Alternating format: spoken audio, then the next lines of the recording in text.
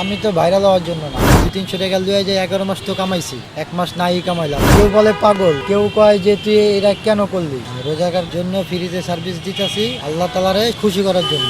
যতদিন রোজা আছে ততদিন। পরিবার বলে অনেক কিছু বলে, কেউ বলে পাগল, কেউ কয় এই জিনিসটা কির জন্য লাগাইছো তুমি, সংসারে তো চলে না, 200-300 টাকা লুয়ে যায় সংসার কি চলে। আমি কই দেখ, 200-300 টাকা লুয়ে যায় 11 মাস তো কামাইছি, 1 মাস নাই কামাইলাম, আল্লাহ তো আছে আঙ্গো পাশে, রিজিকের মালিক আল্লাহ।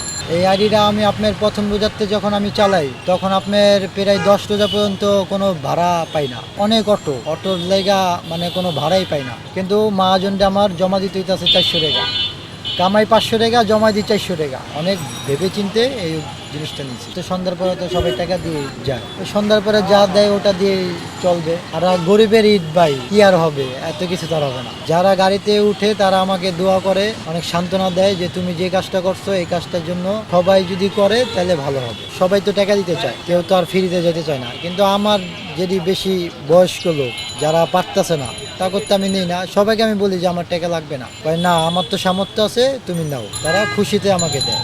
মানুষের উদ্দেশ্যে বলতে আপনার মানুষ জানি আমাকে একটু দোয়া করে। এই আমি তো ভাইরাল হওয়ার জন্য না, এর আগে তো আর এত অটো ছিল না ভাই।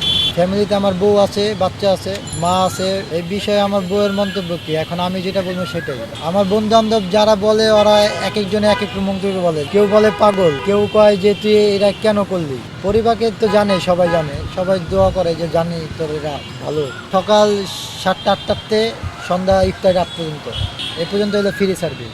আর সন্ধ্যার পরে হলো তো ভাড়া।